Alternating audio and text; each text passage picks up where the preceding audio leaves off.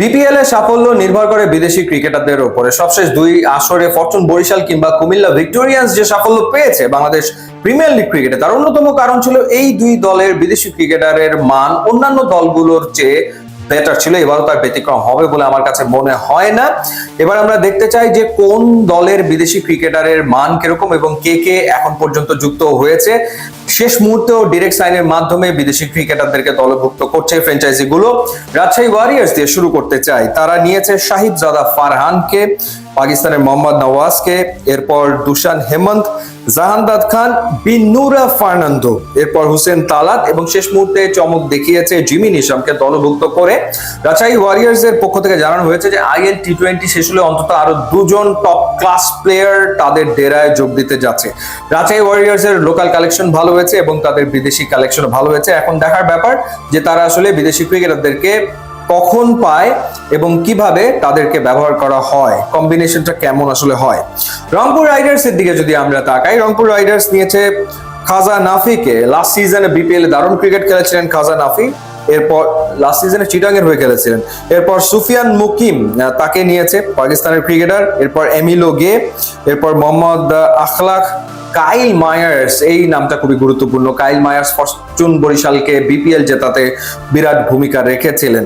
David মালানকে তারা দলভুক্ত করেছে। ফাইম আশরাফকেও নিয়েছে, অর্থাৎ যারা ফরচুন বরিশালকে চ্যাম্পিয়ন করতে কন্ট্রিবিউট করেছিল রংপুর রাইডার্স তাদেরকে এবার নিয়ে নিয়েছে, যেহেতু ফরচুন বরিশাল এবারে আসলে নেই।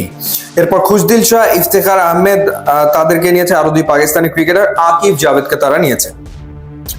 সিলেট টাইটান্স সোফার তাদের যে কালেকশন সেখানে রয়েছেন সাইম আইয়ুব, এরপরে রয়েছেন মোহাম্মদ আমের, এরপর রয়েছেন নাজমাতুল্লাহ ওমার জাই, এরপর সালমান এরশাদ, শ্রীলঙ্কার অ্যাঞ্জেলো ম্যাথিউস, অ্যারন জোন্স, শেষ মুহূর্তের বড় চমক হচ্ছে মঈন আলী। মঈন আলী কুমিল্লা ভিক্টোরিয়ান্স এর হয়ে বিপিএল এ খেলেছেন, খুবই ইফেক্টিভ ক্রিকেটার। সুতরাং আপনি চিন্তা করুন তাদের লাইন আপে যদি সাইম আইয়ুব, এরপর আজমাতুল্লাহ ওমার জাই, এরপর মঈন আলী এবং মোহাম্মদ আমের খেলেন, তাহলে দলটার চেহারা পুরোপুরি পাল্টে যায়। এর সাথে লোকাল ক্রিকেটারও তো আছেই। নোয়াখালী এক্সপ্রেস জনসন চার্লস তাকে নিয়েছে, এছাড়া কুশল মেন্ডিস, মোহাম্মদ নবী, হায়দার আলী, ইসানুল্লাহ খান, জাহির খান, মাস সাদাকাত, ইব্রার আহমেদ এবং বিলাল সামিকে তারা নিয়েছে। পাকিস্তানের ক্রিকেটারদের পাশাপাশি আফগানিস্তানের ক্রিকেটারদের দিকেও তাদের নজর ছিল। বেশ কয়েকজন আফগান ক্রিকেটারকে তারা দলভুক্ত করেছে এবং তারা দলটাকে ব্যালেন্স করে ফেলেছে। চ্যাম্পিয়ন রেসে থাকবে নোয়াখালী এক্সপ্রেস, সেটা আসলে বলাই যায়। চট্টগ্রাম রয়্যালস তারা কিছুটা পিছিয়ে ছিল, শেষ দিকে এসে কভার আপ করার চেষ্টা তারা করেছে। তারা আবরার আহমেদকে নিয়েছে, যেটা দুর্দান্ত পিক, কোনো সন্দেহ নাই। এরপর শ্রীলঙ্কার নিরোশন ডিগোভ্যালাকে নিয়েছে তারা।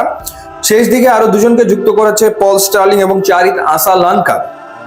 পল স্টার্লিং খুবই এক্সপিরিয়েন্স ক্রিকেটার আয়ারল্যান্ডের এবং চারিত আসালাঙ্কাকে তারা নিয়েছে। চারিত আসালাঙ্কাকে আইপিএল এর একটা দল নিয়েছিল, যদিও খেলায়নি। সুতরাং কোয়ালিটি ক্রিকেটার, কোনো ডাউট এ ব্যাপারে নাই।